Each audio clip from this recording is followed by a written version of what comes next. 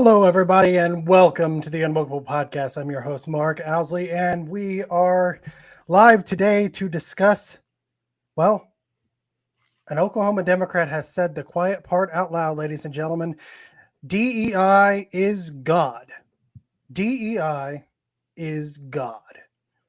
Yes, and if you've been listening to me for, I don't know, the past 2 years, and then James Lindsay for 2 or 3 years before that, you know that we've been telling you this is the way it is. It is characterized in both rhetoric and many cases in our systems of government and our business systems, that it lords over, lords over everything that you do. And today I have with me an honored guest, Mr. Paul Rossi. Paul, how Hey, are you, Mark. brother? Good. How are you doing? It's good to see you. Good. We are, I gave the little introduction. We have a situation. It seems the Democrats have said the quiet part out loud, finally, or maybe again, but never quite this stark.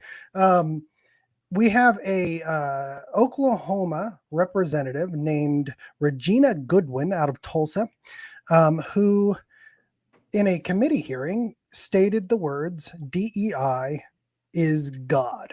And of course, we'll try to be as charitable as possible, but I'm not sure any other way to interpret this. And it seems to line up with exactly what James Lindsay has been saying, with what I have been saying, with what you have been saying, with what John McWhorter has been saying, with what a lot of the intellectuals gathered around this topic have been saying. What are your initial thoughts on this, Paul? Well, you sent me my initial thoughts were this can't be real. Like, it's too on the nose. I mean, it must have been edited. I have a great respect for the work that you do, Mark, and but just like I had to check it out, right? So I go to I do some digging in the Oklahoma video library of when she said this, which is March 2nd, 2023. It was at a legislative session, or I think it was a hearing, on a bill, which is bill. Is it HR or HB? I'm not sure which it is. It is 2077. Yeah, 2077. I think it's HB 2077 because they're in the House. So, and I watched a little bit of the hearing, and she indeed says those words. She says at a certain point in her main, she has a minute of commentary objecting to the bill, where she, at the end of which she says, and I'm happy to give the context, but she says DEI is a deity. Yep. DEI is God. Yep. And the context is in reference to the state superintendent of Oklahoma, who she claims, and I don't have a direct quote from him or her, I don't even know if it's a man or a woman, saying that they are against DEI. And she is saying that the bill gives the state superintendent too much power to implement this transparency bill. And she doesn't trust the state superintendent, who doesn't align with DEI or doesn't want DEI. And then she follows up that comment by saying DEI is a deity. DEI is God. Yes. And, we've got the links to it. I included, you saw the link on Twitter. Anyone can go there and check it out for themselves. Well, we're gonna watch it. We're gonna watch it, but let me give a little background. And I'm glad to have you here. And I wanted you to kind of present it, because I know Ryan Walters, who's the state superintendent. He's been on the show 3 or 4 times. He is adamantly against DEI. I've advised him on this, and that's for good reason. But it seems I've watched a fair amount of these hearings pertaining to this bill, and I've watched a fair amount of the rhetoric coming from the Democrats here in Oklahoma, which is that their basic rebuttal to anything is, we don't like Ryan Walters. We don't like the state superintendent because he doesn't like our ideology. That's it. But it's never, they're never really approaching this argument from the standpoint of why it might be bad to give parents more transparency. Now, and I know that there are some conservatives that are against this bill, and that or against this, the way it's written, or some details in it. So I'm going to reserve my analysis of the bill specific, but what I will say is that their arguments lend toward the ad hominem. It is, this bill is bad because he likes it. I mean, or the red herring, or whatever you want to call it. It's a logical fallacy, and they're placing it all in the fact that Ryan Walters bad. It's basically Orange Man bad, but Ryan is a much better looking guy than Trump. So it is, that's where it sits. So before we move forward, I'm going to let you go on this because I know you have a lot of thoughts and a lot of insight, having dealt with what you dealt with at Grace School in New York and what DEI is. But let's just let everybody watch this little clip that I have that I posted on Twitter. And so we can get the full context, or at least this clip of the context. So here we go. That's very disturbing, to say the least, when we have, again, a state superintendent who does not want to have anything to do with diversity, equity, inclusion. DEI is in deity. Diversity, equity, inclusion is God. Okay, so I'm going to play that part one more time. DEI is in deity. Diversity, equity, inclusion is God. Thank you. Okay, well, there it is. And you said that she had about that's about 17 or 18 seconds of a full minute that she had to talk about. That's right? correct. Yeah. And I don't know how much more clear you can get as to what her viewpoint is on what DEI is. And James Lindsay and I have made this statement of, talking about Deus or Dei when it comes to the Latin word God. And, that was kind of a bit tongue in cheek to describe the way that we knew that they viewed this, but she seems to have just completely confirmed that, even bringing it down to the word deity, and how it operates in our institution. So what are your thoughts here, Paul? Well, it kind of leaves me a little speechless, to be frank. But I would, what you're saying, the quiet part out loud. And I looked into this representative, right? She's actually has quite a past in the area. She is the representative from, I think, District 73, which is Tulsa, which I don't know, is that North Peoria or the Greenwood District? I don't know if you know. It's up near around that. It encompasses that, and Tulsa is, I mean, outside of Norman, which doesn't get the play that I think it should, is probably the most left-leaning area in the state, and woke, indoctrinated area of the state, if you will. So it is very much encompasses the Greenwood District, where they do a lot about the the race riots that happened up there 100 years ago. It is kind of the center of all of that movement here in Oklahoma. Yeah, and I know she was very involved in the was it the tire? There were some young black men that were involved in some police actions.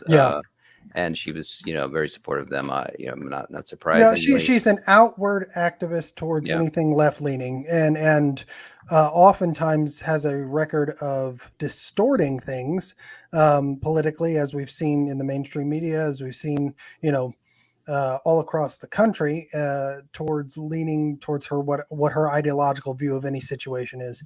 But yeah, she's very much on that side of things. But I don't think this was a distortion. I think this was a moment of clarity in speech. Yeah, I think you're right. And it's funny. I looked. She is. There's a biography that's posted. For her and she is. She's the granddaughter of. One of the owners of a long paper, historical paper, the Oklahoma. I think it's an Oklahoma. I'll bring it paper. up so we can look at it. And she's also the member of church, the North Peoria Church of Christ. So, I'm not sure whether her pastor would agree or concur with her claim. I would be interesting to see what the pastor might think about this. I mean, obviously, pastors are not responsible for their congregates' beliefs, right? But it is curious. It seems like a anti-Christian claim to make that DEI is a deity. That is it a deity among many deities? She said, and deity. I'm presuming that she got the indefinite article wrong. But what other deities does she believe exist? I mean, this raises so many questions. Well, and she what I heard there was she said DEI as in deity. as in as deity. in deity, not Yeah. is un deity. Oh Yeah, yeah, like as in deity. Oh wow. Okay, so because she it is, you spell DEITY, right? A deity. yeah. Well, DEITY. Yeah. Yeah, So DEITY. deity day. Right. Yeah. So, So dei, right? Because it's right. from the Latin dei. And so she said DEI as in deity, DEI is God. And so coming from a Christian standpoint, and I know that I don't think you're a little more on the agnostic, maybe even non-believing side in general, but I am a Christian, and this underscores what I think James Lindsay talks about so much, which is this kind of Gnostic takeover of Christianity towards the social justice, ilk of everything, that this apparatus, these three words, is a new, they're a new trinity, right? Mm-hmm. I Yeah. mean, that's the way it is kind of characterized here, is that diversity, equity is the Godhead, right? And diversity and inclusion lead to that. And those are the mechanisms you use to get there. But let's maybe with my audience, anybody who might not be watching, what is diversity, equity, inclusion in reality, Paul? Well, it was certainly to your point at the school where I taught. It was given to the kids as revealed truth or as revelation, right? And this revelation was carried through by a whole lineage of progressive prophets. And the similarities are striking, but essentially, like, diversity is there is the meaning that they convey. It's in the hierarchy of virtues. It's these three are, like you said, the whole Diversity is our strength. Diversity is their strength. To which I would sometimes ask my students a question that would puzzle them, or my colleagues that would puzzle them. But before we get into that, it is diversity of group identities. Yep. So skin color, gender, and these identities are expressly politicized. So Right. it's not simply where a case where difference by itself is valued. It's difference with a certain political orientation. So unless you believe in the politicized diversity, that's not diversity. That is a sort of to them, a liberal, neoliberal idea of diversity. It's Right. not actual diversity, and it can be it's diversity of their choosing, right? They get to choose what diversity is and what that means, and the definition often changes, which is why you see, it's LGB to LGBTQ to LGBTQ plus to LGBTQ plus IA, right? They can constantly add to the definition of what diversity means, which feeds right into what inclusion is, right? And I like to remind everybody of the Supreme Court definition of the word inclusion, right? Inclusion, according to the Supreme Court, means that if you delineate anyone, any specific group, or if you name them as a group, then it is the expressed or the explicit exclusion of anyone you don't name, right? And so the inclusion aspect of it is actually built on this legal definition. And if we all remember that critical race theory comes from where? Critical legal studies, right? And so this is all wrapped up in the law and in language, but it's a literal inversion of what they want you to think it means in terms of inclusion, right? It means that anyone that they don't explicitly name is implicitly excluded, right? So, and that, according to James Lindsay and many others who picked up on this, is all leading towards the goal, which is equity. So what is equity, Paul? Equity is the redistribution of resources to achieve a quality of outcome. Oh, that sounds familiar. Based on group identity. So once you've established the group identity awareness through identity, it's called identity work, which they do with pre-kindergartners now. You have this position on the intersectional totem pole, depending, based on your group identity. And you are assumed to have more if you are from a privileged identity and less if you are from a marginalized identity. So true equality, to achieve true equality, you must practice equity. And equity is an ongoing project. It is sort of like the Dharma, if you want to think of it in a Hindu way, of this religion, right? So equity is something that is practiced until the karmic wheel, we transcend it with true equality, which is the utopia, the socialist utopia, effectively. Right, and it never ends. You can never achieve it, right? I mean, it is something that, again, because of the definition or the qualifications to achieve equity are constantly changing and can be changed depending on what political happening is going on at the moment, which it appears to be, then you can never actually achieve it. So therefore the work must always continue, correct? Right. And the horizon is always receding. So if you listen to the language that these high priests will talk about, the work, which is just in itself kind of a golden noun. Mm-hmm. The work is ongoing. The work is eternal. It is this endless, Dharma, where you'll often hear things like we've made progress, mm-hmm. but we have so far to go. Right. And that is the thing which is unchanging, is progress. For example, the Chauvin verdict, and James Lindsay has said this himself, that is not a sign of progress.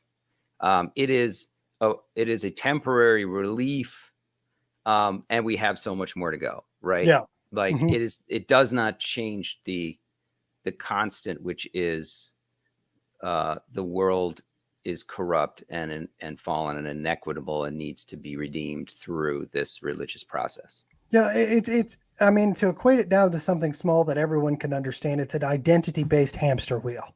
You know what I mean? It is you're working and working and working, but you're going nowhere. And actually you're just tiring yourself out, trying to get somewhere, which is the goal, right? It's to wear people down and make sure that they stay on the wheel, right? And constantly stay on the wheel and keep moving, even though they're not going anywhere.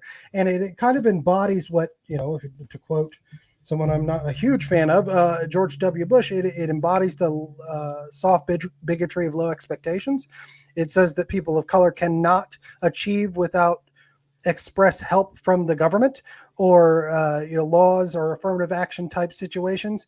But we know that all of that is an effort to really gain power for this ideology and this belief system, which gets us right back to where we started, DEI, God. I really believe that Representative Goodwin here said the quiet part out loud. She said that this is God. It cannot be questioned. Anyone that questions it must not be trusted. And the only evidence that you need to prove that they cannot be trusted is the fact that they questioned it, right? Yeah. And, you brought up something interesting, which I think is relevant to the particulars here, which I know you want to get into in a later episode. But there was something else in her statement, her opposing the bill, mm-hmm. which was that it would be government overreach to put this burden on teachers. As a teacher myself, I taught in a private school, but this is government overreach into government, right? So, yeah. Mm-hmm. So this idea that you have this equation of the people in the progressive mindset, the state is the people. So the people and the state are this synergistic unity. Mm-hmm. And anything that disrupts their power within the state, the power of the progressive unity with the people, is itself an overreach of government. So no, I think it's No, that's really interesting because again, this underscores the difference between red states and blue states. This underscores the difference between red states and purple states. Ryan Walters won the election. If Joy Hoffmeister, the person who held this office before, and ended up flipping Republican to Democrat, right, to run for governor, if she would have proposed this measure, I don't think that that Representative Goodwin probably would have had a problem with it, because it would have been her state's overreach. It would have been her church's overreach. And it wouldn't have been called overreach. She would have called it the same thing we're calling it, which is transparency, right? But because Ryan Walters has made the claim, hey, guess what? Not made the claim, but made the statement, and is actively working towards ridding a lot of this ideology from public schools, I think in an effort to save them in many ways. And, this may exclude some of the rural schools where this hasn't gotten to yet, but we must understand this basic fact that this is a proselytized religion. It is designed to spread. And so if you have a big castle in Tulsa, and another one in Oklahoma City, and another one in Norman, right? It is designed to spread from those localities out into the rural areas. And you could do that. And it has been happening in many cases through these very measures that she's fighting right now. But because Ryan and the new State Board of Education has said, no, we're actually going to use our political power to recede this process, she's against it. So she's pro-government, but only if she controls the government, right? Right. It's interesting. Yeah, the rural-urban divide is interesting, but yeah, the messianic nature of this religion, it's almost like a kind of a jihad in a sense, a holy war, where these institutions must be redeemed from their past and their trauma of their traditions and their history. And so, it is a reformist, it is an aggressively reformist, if I characterize the religious nature of it. And so any attempts to counter reform, this is kind of seen in their terms as a holy war. Yep. Yeah, it's very jihad based. I mean, you don't want to. I hate to pejorativize it in a hyperbolic way, but they view this as and maybe jihad isn't the right word. It's more of a caliphate, right? I mean, they're taking ground. When you talk about a caliphate style of movement of belief, it is we take ground and the belief takes the ground. This is something that becomes holy ground for each inch that we take, and they vehemently push back against it with a religious fervor, if anything, dare to encroach upon that, right? Yeah, I think there, I like you, I don't want to get too hyperbolic in these analogies, but I think there are things that all religions share. In terms to some degree, and then there's some are more, but anything that's an expansionist religion, anything that includes certain, history and Christian history, Islamic history, every religion has a sort of expansionist characteristics. But another thing it might share with other religious traditions is the idea of a sort of a ummah, a kind of a community within which the rituals are practiced, the ablutions are performed, everyone is a part of this community, and that's sort of like a safe space that's been cordoned off in a sense. So turning these institutions into these, into these protected spheres from, and any encroachment of different value system or a resurgence of an older one, which would be a counter-reformation, is seen as a violent incursion onto the safety of this community, the well-being of its members. And so, it's once you start to go with these religious analogies, it's hard to stop, because they're, and this representative statement is sort of inviting this. Right. So. Well, it's not just inviting it, it's stating it. I mean, it is, and I appreciate your caution there, but it is, she made the statement. I mean, DEI as in deity, DEI as in deity, DEI is God. I mean, I don't know how you can mischaracterize that, because there have been people that already come out and say, well, you're misquoting what she said. No, this is exactly what she said. It's stored on the video library of the House, archive. Right. Anyone can go look at it. We'll put I assume you'll be able to put the link to it. It's a direct link. There's no clicking around. Everyone can go watch it. You can watch the context. You can watch, and it's so. It's a non sequitur in some ways. Mhm. So my hope would be that somebody, in some responsible journalist, would follow up with this in the, in Oklahoma politics, and ask her what she meant by it. Because I mean, I think that's, to me, I don't want to.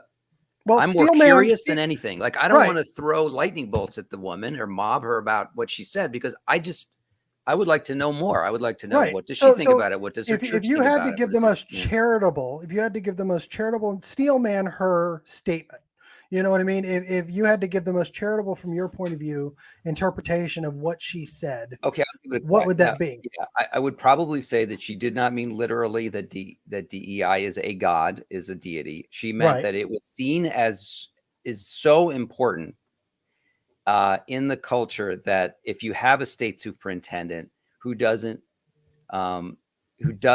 align with it, that's a problem, because society and the people in general view it as this very important thing. Now, there's no way I can really steelman her words as said, but I can try to charitably give, maybe move the goalposts for her as to what the nature is that she said, or perhaps say that she, charitably assume she might have meant something different by saying it. But in a way, what that's could not that be? Right. It doesn't. So, I realize that. That's why I asked you to steelman it again, because I've been sitting here since this happened, and I'm going, okay, all right, if I were in her situation and I happen to misspeak, right? I mean, this is, and I'm being really charitable here, right? Because never would you hear that come out of my mouth, right? But if I, people who are politicians and people who speak in public, as I often do, you often say things inartfully, right? But this was a blatant statement. And when you talk about blasphemy in a Christian sense, right? Mm-hmm. If you equate anything outside of Christ, God the Father, God the Son, God the Holy Spirit as God, and you ascribe any graven image, right, towards that, then you have committed blasphemy, right? And so I'm approaching this from a Christian standpoint of you've then just elevated something that you have created, which language, right? I dare to say you do not find the words diversity, equity, and inclusion in the original Greek or Hebrew of the Bible. And even if they tried to go spin something around as another, you're not going to find the definitions for that. But they've taken this kind of graven image, and in her statement, she rose that up and said, DEI, as in deity, DEI is God. Okay, so it's like a golden calf. Okay, this is we're in the desert. I mean, these are the analogies. Like, I don't know my Bible as well as you, but you imagine that we're kind of a lost tribe. We're worshiping these graven images. Somebody trots out this idol. Okay, and people are worshiping this idol. And there's a certain community that's restored because people don't trust Moses anymore, right? He's left them, he's abandoned them, or he's misleading them. Correct me if I'm going too far. No, you're exactly. I'm letting you go because you're on it. I mean, like what, this is a symptom. Okay, this is a symptom that we as a culture have lost our way. I like you have really enjoyed listening to what Vivek has been putting out about this sort of loss of national identity, or perhaps we need to remind ourselves what we have together as a country. So, when there is a loss of shared identity and a loss of recognition of values, then you have these false gods emerge, right? These pretenders come, and in this case, really supplanted civic life and religion and the raising of our children. And it's something that, I'm committed to going against, as and to offering real substitutes that can restore our national shared sense of purpose and identity. But this is an opportunity, right? This representative, who is not, she has a history in the community. She is a scion of successful people And I would like to know, I would like to see her challenged on this and why she said what she said. Yeah, You know, and I think it should come from faith leaders. I mean, because this is something that I think underscores. I mean, we have a separation of church and state, right? And I've always said that diversity, equity, inclusion is a hack of the separation of church and state. It is using something that they classify as secular morality, and implanting it in public institutions in order to hack the separation of church and state, right? If you equate it to the Church of England, right? The Church of England, which we broke away from as a country back in 1776 and through the Constitution of the United States, part of what we were breaking from was this idea that there needed to be implanted within government itself an ideology or a belief system that trumped all individual thought, right? Which is what religion does. And again, I'm a Christian, and I personally believe that I am subject to the laws of God, right? And within those laws, we've built state laws and and state values, but we are not subject to that kind of authority which is drawn from God, right? That cannot be questioned, right? Because government should be questioned always. And so it seems to me that what she's doing here is making a plain statement of DEI is God, therefore you cannot question it. Right? Or if you're not calling it a God, you're saying you must treat it as you would God in terms of this ideology, because it is unimpeachably morally good for all, because it's of a higher, it sits on a higher plane, right? No, yeah, definitely. I think without question, like that's what she meant.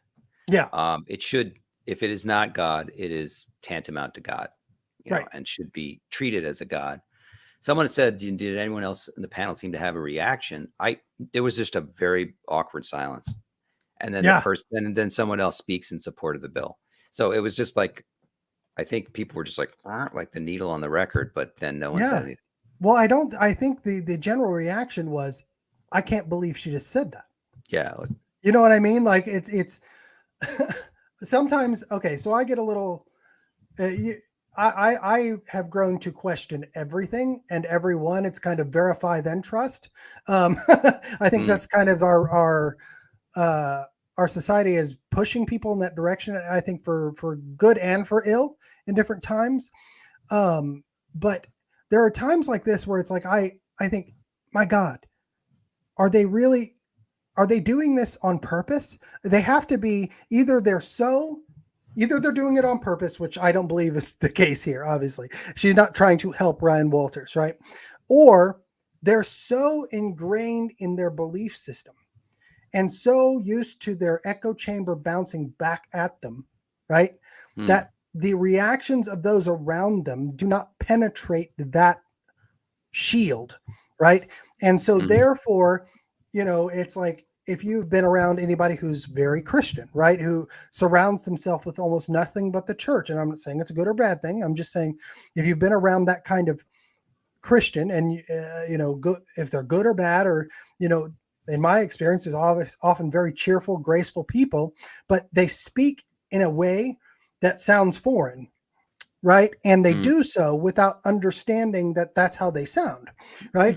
And so that's what it reminds me of, is in this situation, is that she has been so imbibed and so,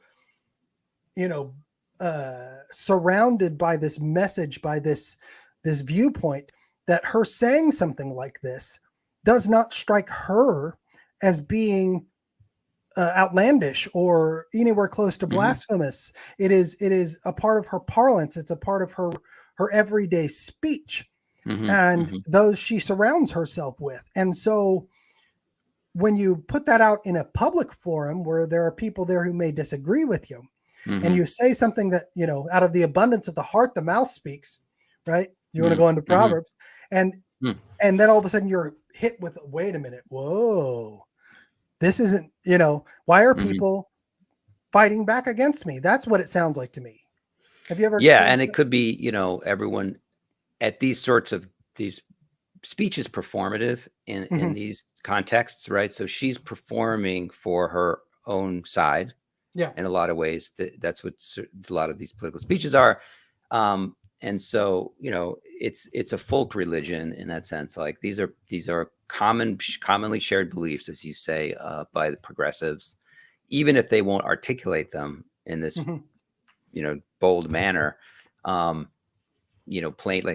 speech. This is certainly, it is a faith. It is a faith with a telos and all the things around it that I saw among the most active members of my former school, my former Grace congregation, school. Grace Church. Yeah, School. I mean, see, and I think you can speak to this pretty, intimately because of that, right? Because you were in a Christian school, you were in a faith-based private school, and many know that I and others that I surround myself with, James Lindsay and others, have a real concern about the school choice movement and this idea that you can basically accept religion into a state partnership, right? Which seems to us all, or at least I'm not going to speak for you, but for me, a very dangerous road to go down, because when you have a secular it's not secular, but when you have a belief system that claims to be secular, and that is obviously overtaking not just public schools, but private Christian faith-based schools, it seems to be inviting disaster, right? In a way. And so, but that notwithstanding, I don't want to get into, that's a whole nother discussion. The point is that you, as somebody who saw this go through a Christian-based school, you kind of lived what James Lindsay has been talking about when it comes to Gnosticism and this kind of hermetic infestation of belief into doctrine, right? Well, it gives it allows sort of faith to create works, right? So I don't know, I'm not a theologian, so I don't really know all of the ins and outs. But what I watched was sort of like this. So you have a faith. I was at the school over a 12-year period, 10-year period, where it kind of transitioned from, it was sort of well on the way to transition by the time I even got there. But I got to see how the belief system has words and phrases and a liturgy around it, right? The faith. I said the faith has a liturgy, and gradually at various touch points, that liturgy, think of it like the skin of a powerful animal. The skin is substituted with other skins. So like the feeling is the same, right? Yeah. But there are different interpretations of the words and different words that are being substituted that allow the community to perpetuate itself with renewed vigor, right? Because over time, as the sort of moral basis for this, had been compromised by awareness of its elitism, awareness of its complicity with, discrimination and things like that, or it succumbed to those accusations, I think, more than it was actually real. You start to see the replacement of the shell of the faith, the feeling, which uses certain words and shibboleths to communicate itself to itself, is substituted by these other words and these other interpretations of words.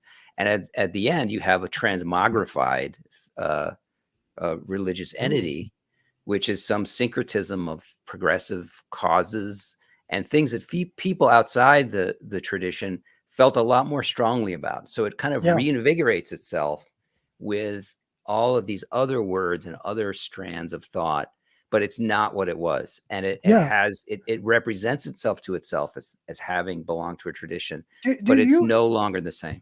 I may have misspoken, mischaracterized your kind of faith background. You come from like a Catholic persuasion. I come from a Catholic persuasion. Yeah. And let me dive into this for a second. Having somebody I wasn't raised Catholic. I was raised Protestant, kind of non-denominational, but Protestantism is built on the kind of anti-Catholic, not in terms of,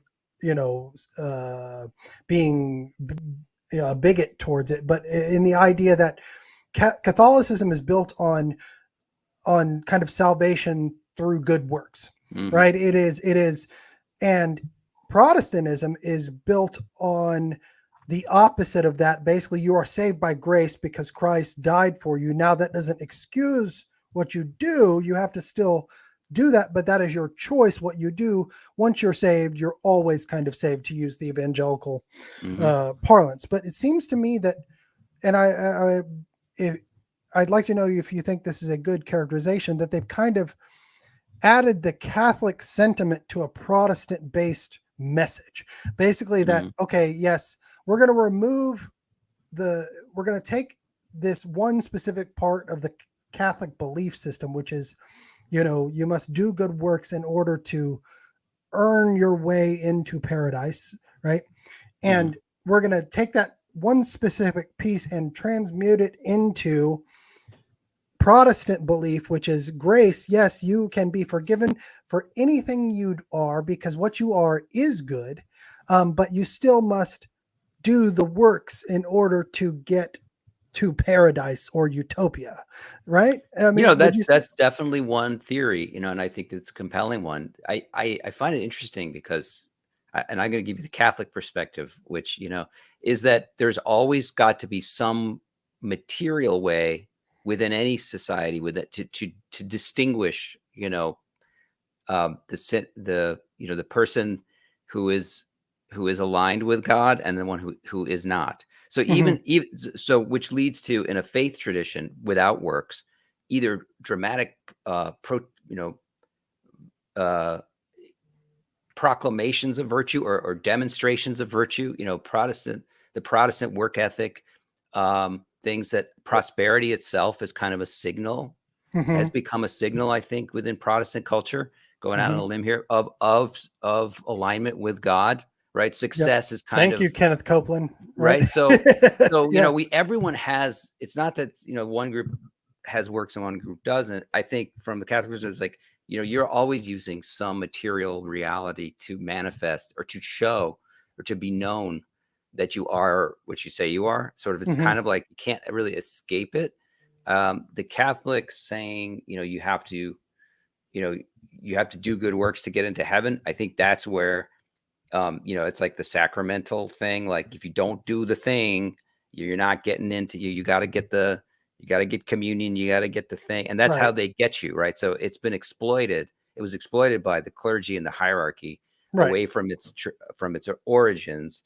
And it became corrupt. Like, there's no doubt that, the Reformation needed to happen because it was so, it was so intolerable. When you have everybody telling you their secrets, it's pretty easy to use that against you. You know what I mean?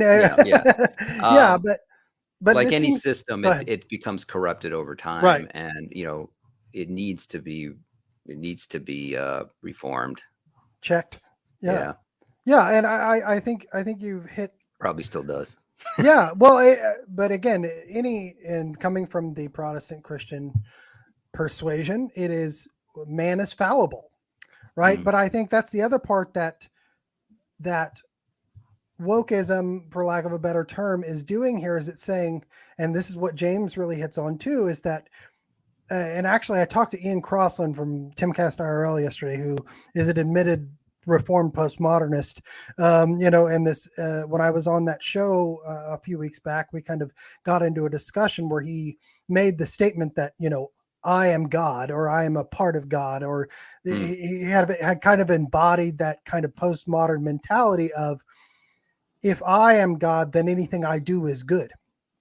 Right. And if I am God, I can change my physical circumstances and the physical reality to be other people's reality.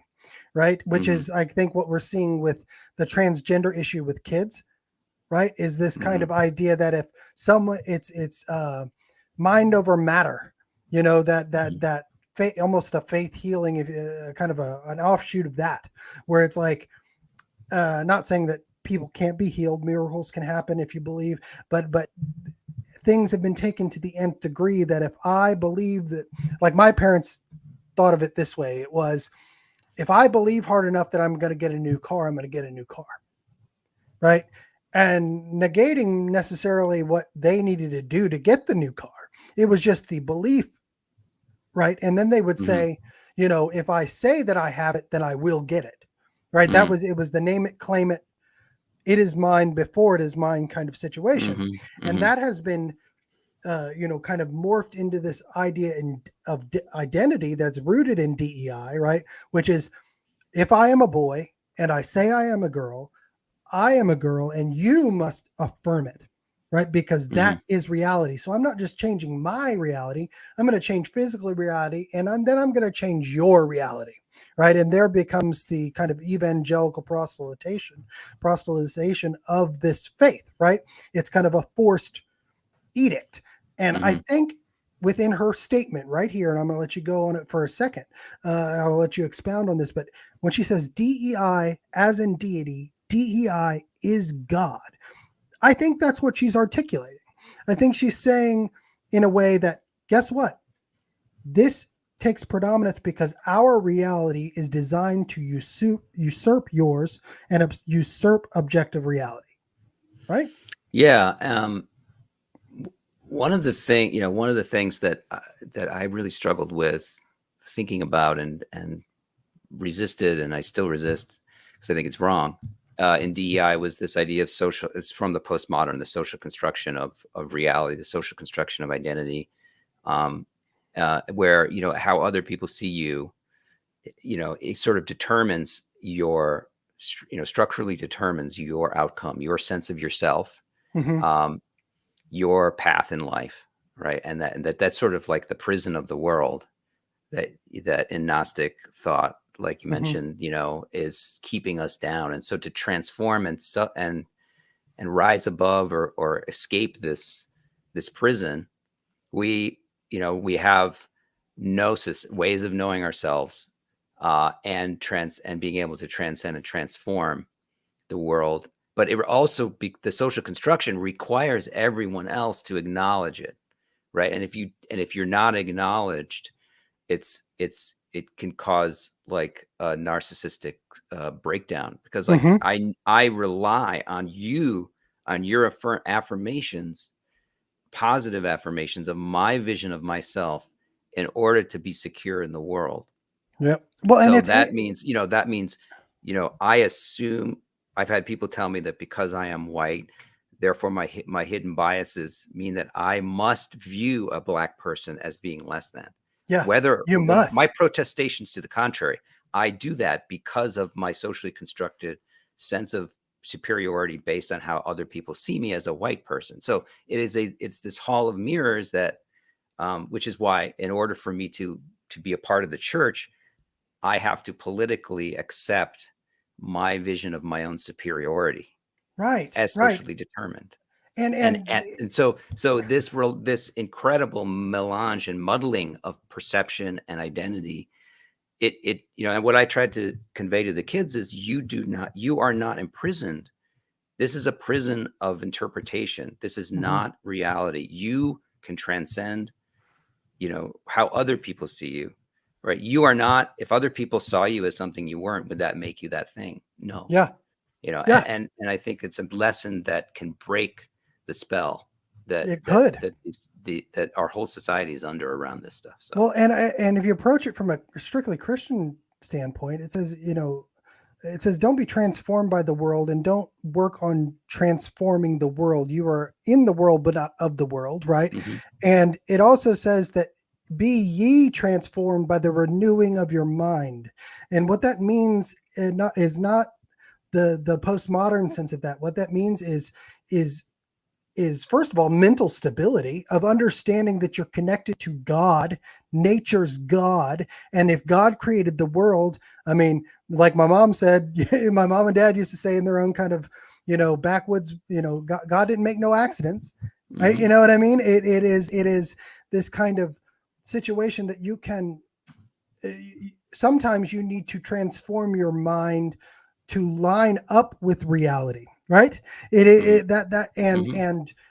And transform your viewpoint to a more positive understanding of what your circumstances actually are, as opposed to what you want them to be. Because if you're constantly, and then you get into this with CBD, or cognitive behavioral therapy, that's what this is built around, right? Is that, okay, you can't change things all of the time, right? And so sometimes being happy is accepting the things you cannot change, and then shifting your viewpoint towards that. But if you constantly are made to believe that you can change everything around you, you're Mhm. going to start imposing that on people, because if they don't line up to what your viewpoint is, then they're making you unhappy, right?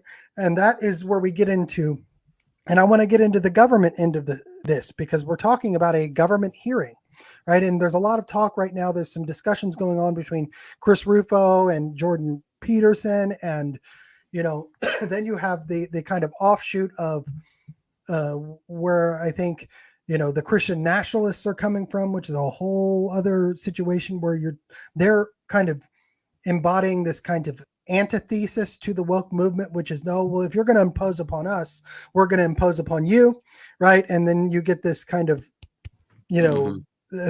you're living the Hegelian dialectic Mhm. in this way, and that's scary. But what I guess, if I were going to steel man an argument against or in favor, not of her statement, but in her sentiment, which is, okay, we did this for this long, right? Now you're trying to impose on us Mhm. the antithesis to that, or at least beat it back. But we're talking about government here. And so this seems to be one of the biggest, debates in our movement right now, is how much should the, and I hate calling it the anti-woke movement, because it just smacks me of Kendi, right? I'm just going, Mhm. you know what I mean? Mhm. The unwoke movement, the Mhm. non-woke movement, right? Because you Mhm. can be non-racist, you can be unracist, you can be Mhm. neutrally not racist, right? How much is too much of a pushback into, by our movement in government? I don't think that this, at least the way I have seen it so far, is an overstep, because what they're trying to do is say, hey, look, just Mhm. let the parents look, Mhm. right? Right.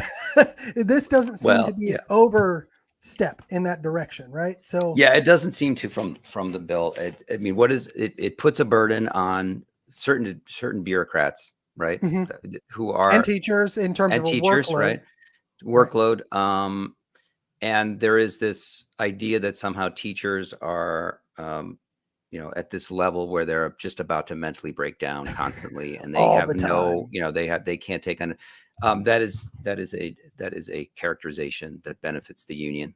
Okay, Yep. I'm going to be frank. Like, Yep. it's not the case, and if And it is the teachers are case, taught in yeah, school, by the way. I'm a yeah, trained teacher. You're a teacher. I have certificates in 3 states. I've taught public, private, and higher ed.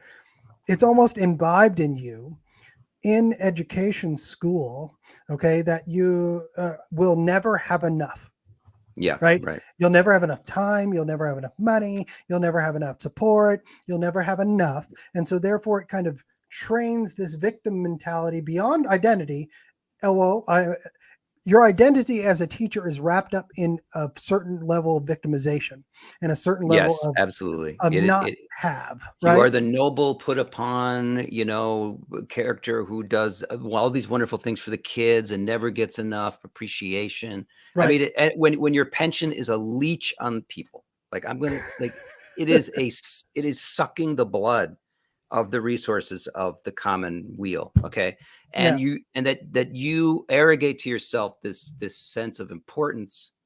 Uh, it needs to be undermined. I mean, just for its sanity's sake, and the idea, and that parents are now demanding that this happen, that their budgets, for which they devote so much to this new religion and so on, like, take some of that money and put it to implement this transparency. Okay. Mhm. It makes perfect sense to me. I don't know the details of the bill. There may be things. Well, and I I'm think, going to go yeah, through that, because, and I will say this just yeah. as a quick aside, is that I've been doing some work in Missouri, which is a different state. it's a much more, the Department of Education equivalent, or DESE in Missouri, the Department of Elementary and Secondary Education, is a leftist run, for all intents and purposes, a blue state kind of apparatus that has over the last 20 or 30 years imposed itself into much more conservative rural areas. And that is a different story. And so that's why I hate talking about this. We're talking about Oklahoma right now, which is the reddest state in America, right? And just elected, maybe the most unwoke state superintendent in all of the country, and is trying to fight back in the parts of the state that are fighting against what the will of the people is, right? And so federalism must apply here because it's different state by state, locality by locality, situation by situation. There's no blanket fix here. And that's why school choice makes me nervous, because it's like, hey, do this everywhere, no matter what it is, do this. And it's like, no. But in this situation, the state superintendent took over from a kind of, to use a James Lindsay term, crypto woke kind of administration that implanted a lot of this stuff inside the schools or inside the state apparatus, and kind of funneled it in through there, and it was going everywhere. And he's going, nope, we're going to cut it off. And the best way to cut it off is to say, all right, parents, look at it. And so we can keep the rural states free of this, right? Or the rural districts, and attempt to scale back what's happening in the larger districts. But going back to what you were saying, I didn't mean to cut you off, about this being the victimization of teachers, or the way that teachers see themselves as victims. I mean, just that, and I saw the same thing that you were mentioning in Missouri and Minnesota too, because that's a blue state, but there are lots of rural areas that are not that. Right. And so you're seeing like this sort of spider web of money and influence and direction coming down into those areas. And this is all, I mean, is this all just like a federal tap, the Department of Education? Like, this is just like you're watching the influence reach into places and control the experiences of children in all of these, people imagine that, oh, they're safe, they're in a red state, or they're in this place. No, because all the money and all of the influence is flowing there. So if by flipping on the lights, you're saying, take a look, and let it, and you should have the ability to see what's going on. Certainly that's like a start. Yeah, and Vivek Ramaswamy, who has been leading this charge, and other politicians have said this before. You had Rick Perry in 2012, or defund the Department of Education is kind of this kitschy, pie in the sky kind of viewpoint. But I think Vivek, first of all, was saying this a long time ago, and is now pushing this into the mainstream of thought in a way that it hasn't been. Of, we've got to cut off the tap from what is caused really the degradation of our education system since its implantation in 1979. Pre 1979, America is 1 or 2 or 3 all the time in education. When it comes to whether you want to talk workforce development or just a liberal arts education, it was 1, 2, 3 all the time. And then you have this top-down implantation of edict coming from the federal Department of Education. And what you just described again about Minnesota is the result of that, right? And so I take it you'd be on board with dismantling the Department of Education. Yeah, I mean, I would have to see how it's done, right? Because if you move too fast, if you're like diffusing a bomb, right? Like if you touch the wrong wire to something, it may blow up, and it may create a backlash, right? So I agree, but it has to be done in such a way that the resources, are either like spread widely for municipalities at that level to use as they see fit, or, somehow the people, if you throw millions of people out of work, it can create a backlash, right? I mean, everyone wants to see that. frankly. Like, I would like to see that. Yeah. But I would like it to be done in a way that is, degrades gracefully, right? Yeah. So that is delicate. That's delicate. And there's going to be people that say, oh, why are you slow rolling me? I want this, and there's going to be people that are going to want to do it rapidly. Mm-hmm. And that may create the opposite of what you want to happen in the long run. So just be smart about it. Well, and honestly, there was a video here that I want to find because Vivek, this is what I like about Vivek. And by the way, I'm not being paid by the Vivek campaign or anything like that. The reason why he came on Little Old Me show, okay, when he's going on Gutfeld and stuff, right, is because I've been in dialogue with him personally, on Twitter and since the day after his book Woke Inc. came out. You know what I mean? And he was not necessarily untouchable, right? It was like James Lindsay, right? Dude, yeah, he's a very down to earth guy, despite being like, I don't know, a billionaire or something, and very successful. He was looking at ideas of the little person. He embodies a little bit of what Trump did in 2016. That's why I like, because he's connected to people, right? In a way that Trump hasn't been. I think not due to his fault. He was actually cut off by big tech, literally, from people, because Twitter is a way to connect big to small, if you want to use those terms, right? But the reason why Vivek came on my show and why I got to interview him and why I've gotten to talk to him is because he's listening to people like me on the ground, right? And it's not just me, not by far, right? I'm not but is that he's been articulating things, but he also has a very practical kind of CEO, COO mixed kind of mindset to things and I found the video. I'll bring this up because it hits on what you were just saying, which is, hey, he wants to dismantle the Department of Education. Rick Perry came out, and that when you remember the big debate when he forgot the 3 things that he wanted to. Oh yeah, and you're right. That was an example of somebody taking some talking points. This will be good for your polling, and forgetting them and not understanding what all that meant. Right. There's a video here that I want to just watch a bit of Vivek explaining. First of all, he sat down with somebody who is on our team, but cautioned him against defunding the Department of Education because of the things that you just described. So I want to bring this up and just watch a few minutes of it and see if I can get your thoughts on it, because I think it underscores why I like Vivek, because he's literally going towards what the wisdom that you just gave when it comes to the process of defunding or dismantling the Department of Education. So one of the things now that I'm about a week into this campaign is we're starting to have top policy experts come visit me here in Columbus, Ohio.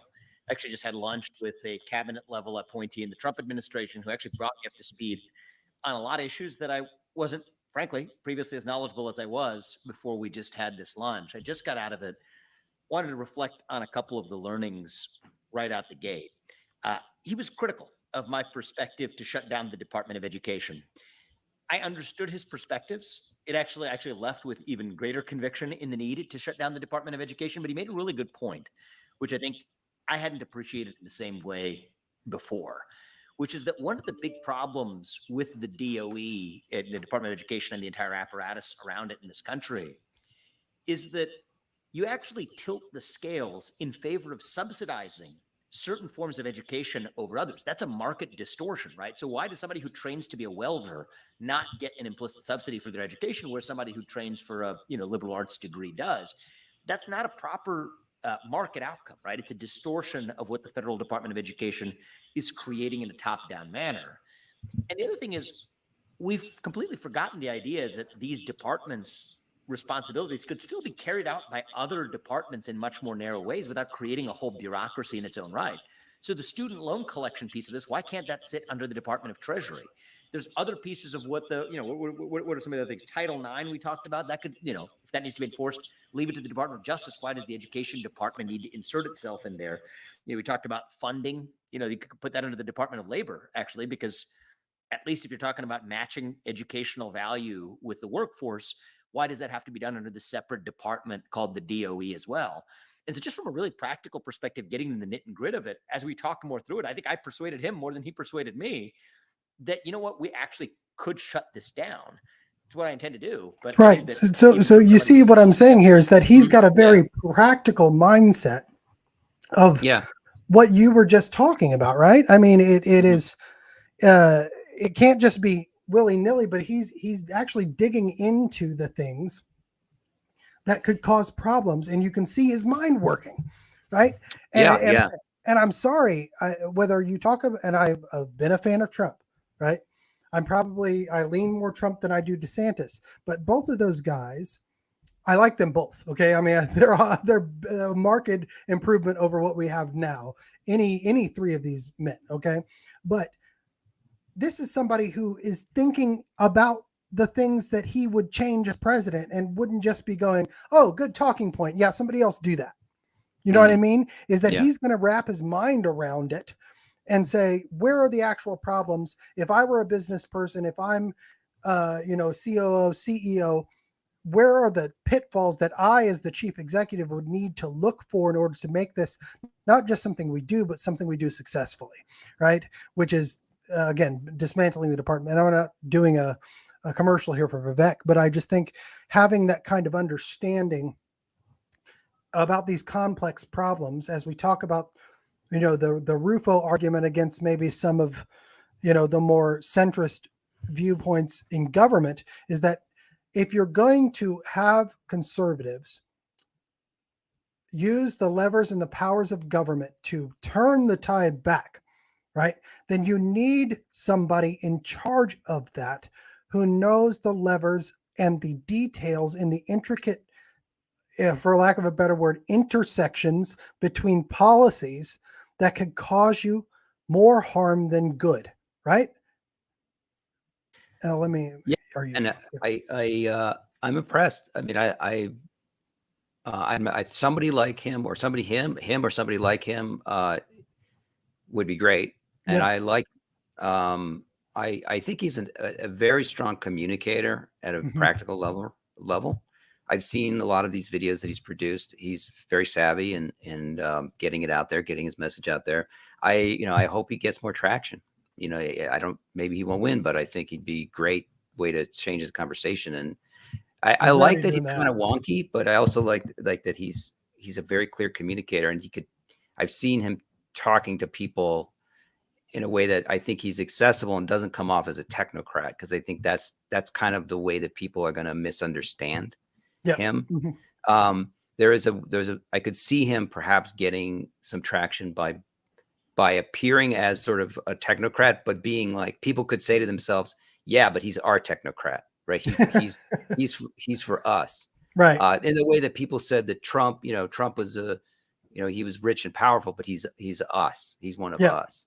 Right. And making that transition where you identify with him and what he's trying to do for you, that's the level at which real loyalty, political loyalties happen, right? That you embody, you can align, you can say like, yeah, I like what this guy is about. And he's one of us, and us being me and people like me. Right. Right. Well, and I again, we talked about echo chambers, and we talked about the people you surround yourself with. And, one quick example of that is, Marjorie Taylor Greene coming out for a national divorce. And she said, well, everybody I know is talking to me saying this is a good idea. Well, that's maybe you need to know some new people, right?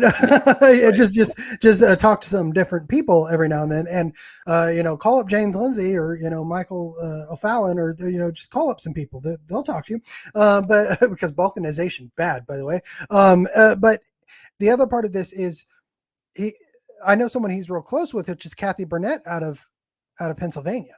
And if you remember her, she's the person that ran in the primary against Dr. Oz before the general that ended up electing John Fetterman, right? And she took that debate stage by storm, but she articulated ideas that were very much in the kind of Trump ilk of things. And the apparatus ended up turning on her and attacking her and nominating obviously the worst candidate in the history of existence, because he lost to somebody who's brain dead, or no, I don't know, okay, who obviously is not all there, but he's surrounding himself with people that have that kind of sentimentality or that sentiment of what's gonna be good for the normal person, and how can we roll some of this back while maybe grabbing some of those ties that bind again and reattaching them. That's the other part about it too, is that he has this air about him. He has this kind of Kennedy-esque viewpoint. It's like Kennedy was that way, where it's all of the moms, the Gold Star moms saw their boy, and he could talk to normal people, even though he had the accent, even though he had, the Massachusetts rich boy he could talk to normal people in a way that connected with normal people. But he was also freaking brilliant. I mean, he was, when you read 2,000 words a minute or something like that, he was brilliant and he understood the mechanics of things. And that's the way I see Vivek, is this kind of like conservative Kennedy-esque person that if he could get traction, right? And if people would see past the preconceived notions of things and the things that are going to be thrown at him, that you would get somebody in there that really had an understanding of what it is we're facing, going back to, because he is one of the first, if you read Woke Inc., he just comes out and says, wokeness is a religion, right? And he's also a lawyer, and he's worked out this entire legal plan of saying, we can actually use the separation of church and state. We can use, the First Amendment and free expression and all these ideas in the Constitution to protect ourselves from this without having to just say we're going to knock it down like some kind of, Genghis Khan or something like that, right? Yeah. Well, I don't know. Has he gotten many endorsements from other people? Like, have people started to come out and? I'll say this. Trump has endorsed his plan for defunding the education department. DeSantis has endorsed many of his plans in Florida. And I said this on the internet yesterday. It's like, do you want the guys who copied the assignment, or do you want the guy who like did it himself? So I haven't heard many endorsements, so to speak. But I don't see many people outside of diehard Trump people or diehard DeSantis people that have a bad word to say about him. You know what I mean? You hear the WEF kind of connection, which is, there's an explanation for that. And trust me, I'm very anti-WEF. You see the Soros connection, but he explained that to Glenn Beck, who is Mr. Anti-Soros. He like paid for his high school or something. Or like something. No, he paid for his law degree when he was 25. But again, it was a scholarship given to thousands of other people. Right. I got scholarships from, I think it was one was like the people who make nail polish in Missouri. Like they gave out a scholarship, and I won that scholarship. It doesn't mean that I'm shilling for nail polish. You know what I mean? Show me your nails. It's nothing. I got it. Natural. Okay. But, right. Fine. Yeah. Check I'm there. that. Yeah. Thank you. I'm not black, but you see what I'm saying? But nobody really has anything bad to say about him. That's. Well, I think it'd be great to see him in the debates. Yes. I hope they don't keep him out of the debates. That would be terrible. I mean, but do they do that? The Republicans are better about that than the Democrats, right? Yeah. Like they don't. Well, God, they don't had draw like the line at like your people on a popularity. stage. They had like 18 people on a stage in 2016, right? I mean, Yeah. it's like everybody was there. So if they keep him out, I think it will be a Streisand effect. Honestly. Yeah. Well, yeah, I would hope so. Hope so. So as we close things up, I want to be respectful of your time, and I appreciate you coming on. Obviously, this conversation began with this happening of a legislator equating this ideology that you've dealt with and have been working overtime to uncover, and I've been working overtime. We've given up careers, we've given up opportunities, we've burnt bridges, we've, I mean, to fight this stuff. It seems today I take a little bit of solace in this video, because it really does lay plain for even the most die-hard leftist or woke person or social justice warrior out there a very specific action item or a very specific belief system in the terms of religion. And I think that you could see this as there are cases moving through the Supreme Court, and Vivek is actually one of the architects of this kind of lawfare of trying to label this what it is, which is a religion. And I think I don't know about you, but I find some comfort in the fact that they just couldn't not say it anymore. You know what I mean? Yeah. I mean, I think that's true. And I'd like to see follow up. I'd like to see her asked what she meant by this. Like, do you think there will be anyone from the mainstream press, putting a microphone in front of her asking, what did you mean by this? You will see Fox 25, Wendy Suarez here in Oklahoma, who I have a history with, but she is very much on the left-leaning side of things. You will see her probably take this on because it became a Twitter issue, and she will come at it from the point of view that it's all being overblown and mischaracterized. Yeah, right. And and you already see a Muskogee that's digging into it, which is good. I think you shared that. Who's Muskogee?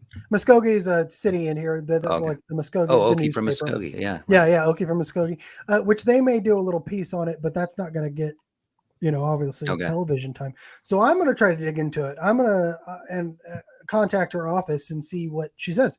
I've interviewed many different legislators here, and I'd bring her on the show and let her talk. Yeah. You know what I mean? So if nobody else does, I imagine Wendy will, and we'll see maybe I'll have you back when she does, and we can unpack that because it'll be an interesting ride.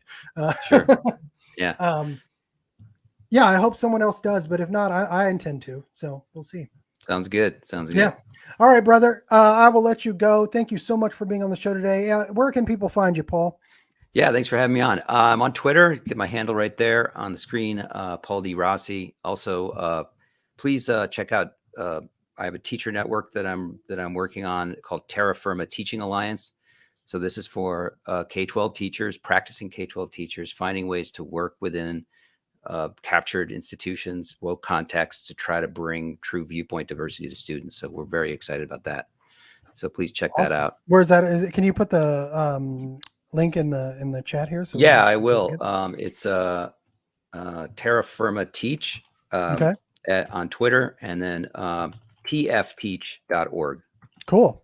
That's awesome, man. Yeah, well, I'd love to be a part of that myself. So let me know what I can do. We're hosting meetings twice a week, and we're gathering strategies and tactics. So we're going to publish a field manual for free for everybody. So badass. That's great, man. That's great. Well, you are an OG in the movement and still doing awesome things. And Paul, we appreciate you being here and helping us unpack what has happening here in Oklahoma. And we will see you soon, brother. Thanks. Thanks, Mark. Yep. Bye.